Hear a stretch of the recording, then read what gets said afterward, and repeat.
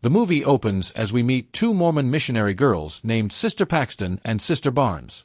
They are on a mission to spread their faith and convert as many people as possible. Paxton is worried because she has not been able to convert a single person during her time as a missionary. Barnes, on the other hand, appears more confident, since she has already managed to convert 8 people. The two young women then go around town trying to spread their message, but no one is interested in hearing them. Some time later, it begins to rain, and the two go over their list of people to visit. They soon arrive at the home of a man who had shown prior interest in the Mormon religion. They lock their bicycles outside and knock on the door, to which an elderly man named Mr. Reed answers. He warmly greets them, and Paxton begins to recite the speech she has memorized, but Reed notices the rain and invites them into the house after mentioning that his wife is inside. Upon entering, the girls hand their rain-soaked coats to the old man. After leaving them in the living room, Reed goes to the kitchen and returns with 2 sodas and a candle. He mentions that his wife is very shy, and is currently making blueberry pie in the kitchen. The girls who can smell the pie say she should also be in the room, so Reed assures them that she will arrive shortly. Up next, Reed asks them about their personal lives. They answer very cheerfully, and Paxton even reveals that she wants to be reincarnated as a butterfly just to follow around the people she loves. But then, the old man suddenly asks an uncomfortable question about their views on polygamy. The girls are clearly opposed, so Reed claims that Joseph Smith, the founder of Mormonism, initiated sexual relationships with multiple women, resulting in the practice of polygamy. He claims that Smith encouraged other Mormon men to have multiple wives as well. Therefore, Reed believes that the entire foundation of this religion is riddled with brainwashing. Amidst this conversation, Barnes asks about his wife, so Reed says he will go find her. After he leaves the room, Barnes examines the lit candle and is shocked to discover that the aroma of blueberry pie is coming from it, rather than the kitchen. But before she can tell her friend, the old man returns and asks them to follow him inside, where his wife awaits them. But before they enter, Barnes pretends to receive a phone call from her superior, so Reed gives them some time. Barnes then anxiously tells Paxton that they should leave, as she has sensed something strange about the man. The two proceed to the front door, but soon remember that the key to their bicycles is in Barnes' coat. Regardless, they attempt to open the front door, but it is also locked, and they cannot open it no matter how hard they try. The girls also try to call someone from the church, but the director decides not to include a signal in this situation. At this moment, the lights suddenly go off, and with no choice, the girls decide to find Reed and ask for his help. They walk down a dark hallway, and soon arrive at a study room with 2 further doors, where they find the old man. The girls explain that their superior called and asked them to return to the church. Hearing this, Reed happily agrees to let them go, and returns their coats. However, the girls are shocked to discover that the bicycle key is not in Barnes' pocket, but in Paxton's. Regardless, they decide to leave, and ask the old man to open the front door, but he shockingly reveals that it's not possible, because the locks are on a timer and won't unlock until the next morning. The only way out is through a back door. Of course, the girls are now filled with horror and are unsure of what to do. Even worse, Reed suddenly tells them not to lie, as he knows that no one actually called them. He reveals that the roof and walls of the house are covered with metal, which blocks any network signal. Frustrated, Barnes points at the 2 doors and asks which one leads outside, but Reed doesn't give her a clear answer. Paxton then asks him to bring his wife, so she can accompany them on the way out. In response, Reed says that they have already noticed the scented candle and no oven with a pie. But they still think that his wife exists, just as they continue to believe in God, only because it was instilled in them since childhood. Upon hearing this, both girls are deeply frightened, and Barnes opens the 2 doors in the study room. But to her disappointment, both of them lead to a dark basement, and not outside. Elsewhere, at the Mormon church, a minister named Kennedy is about to call it a day. But when he reviews the daily log and notices that Barnes and Paxton still haven't returned, he becomes really worried. Returning to the house, the creepy man begins to talk about his views on the world's religions. He explains that, according to the facts, the major monotheistic religions, Judaism, Christianity, Islam, and Mormonism, all derive from the same source material in various forms. Reed then states that Judaism should be regarded as the original, as it is the root of all these religions. But only 0.2% of the world's population now practices Judaism, while its copy religions have huge amounts of followers. He reveals that this is because Judaism doesn't advertise its God, and has no publicity strategies, unlike other religious groups. Reed also claims that these girls are nothing more than salespeople trying to sell a product.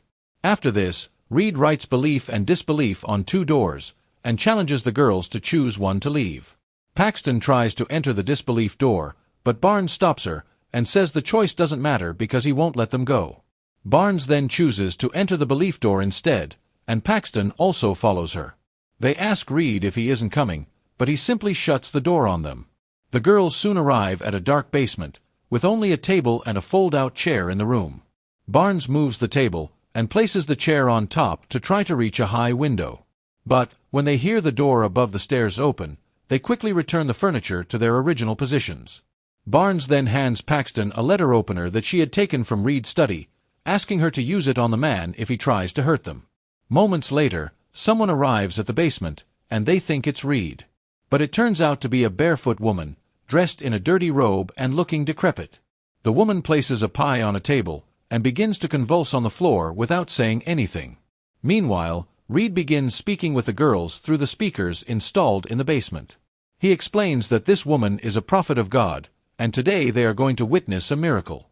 Soon, the woman begins eating the pie, and Reed reveals that it is poisoned and she will die soon. The girls are shocked, but Reed reveals that the woman will soon be resurrected due to the power of God. Barnes and Paxton then watch in horror as the woman collapses on the ground and passes away. Afterward, Reed orders them to examine her condition. The girls nervously check her pulse and breath, and eventually determine that she has died. However, Reed is very confident that she will return soon, and will tell them what she saw in the afterlife. At this moment, the doorbell suddenly rings, and Reed goes to answer the door. After the man leaves, the girls begin screaming at the top of their lungs, but their cries do not reach the front door. Meanwhile, outside the house, we see that it is Kennedy standing in the snowstorm. Kennedy asks if he has seen the church girls, who were supposed to visit him, but the old man responds that he hasn't seen them and that they didn't show up at his place. On the other hand, the girls watch through the small gap underneath the locked door of the basement, and notice a matchbox on the rug. They decide to set fire to the rug, hoping that the smoke will alert the minister. Outside, Mr. Kennedy apologizes for bothering Reed, and decides to leave, while Reed watches him. Back in the basement, the girls manage to reach the matchbox. But when the girls get down the stairs, Paxton notices that the woman's body has moved slightly from its original position, but Barnes brushes her off and focuses on trying to light the matches. Unfortunately, Barnes struggles to light the matches. And then this happens. The dead woman suddenly appears and starts throwing up. The woman suddenly explains what she saw on the other side, and ends with the phrase, "It's not real." Just then, Reed also arrives at the basement and pulls her away from the girls. He tells them that the words they have just heard are sacred, and will be written in holy books. Next, Reed urges the girls that they can also die, and experience what lies beyond life. He claims that it will give them definitive answers that the afterlife doesn't exist. However, Barnes argues that what the woman saw was only a hallucination brought on by a near-death experience. She explains that when she was a child, she got sick after food poisoning, and was declared clinically dead. At that time, she also saw all the things the woman described, before finally coming back to life. After saying this, she hints to Paxton to begin the attack. But before Paxton can proceed, Reed suddenly slits Barnes' throat with a knife. The sight terrifies Paxton, and she begins to frantically bang on the door, while screaming for help. However, the old man calmly watches her, and tells her not to be afraid. He claims that Barnes will come back to life any moment, just like the earlier woman. Soon, a few minutes pass, but the girl still doesn't revive, so Reed cuts open her right arm, and removes a metal object from inside her. He then shows it to Paxton, and claims that it is a microchip, claiming that Barnes is not a real person, but a computer program inserted into the simulation. Reed explains that this is why Barnes cannot be resurrected. He goes on to say that this world is a simulation, and that the only way to get to the real world is through death, and encourages Paxton to unalive herself. However, Paxton thinks that the metal object is actually a birth control implant. She then begins to explain how the entire resurrection thing was just a ruse created by Reed. Being a keen observer, Paxton points out that, while they were distracted by the minister's arrival, a second woman dressed identically to the deceased woman emerged from a hidden door.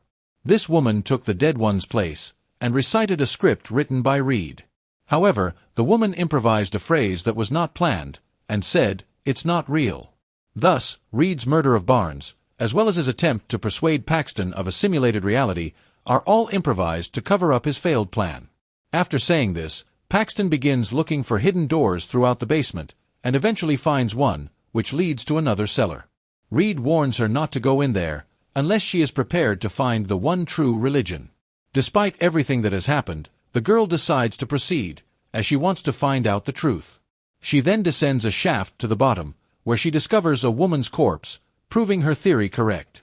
During this, Reed shuts the door, and Paxton uses her cell phone's light to continue walking deeper. She starts to explore the tunnels, and finds many doors and rooms, filled with occult symbols and signs of satanic practices. Soon, she discovers a door locked with their bicycle padlock, and finds the key to it inside her pocket. After unlocking the door, she is horrified to discover this. She discovers a cold storage room filled with weak women imprisoned in small cages. At this moment, Reed arrives and asks Paxton if she understands what the one true religion really is. In response, Paxton explains that when he left them alone in the living room, he went outside to get their bicycles, so they would not be discovered if someone came looking for them. They also thought he had put the key in the wrong pocket, but he did so on purpose, because he had everything planned to get her to where she is now. Paxton reveals that she didn't choose to be here.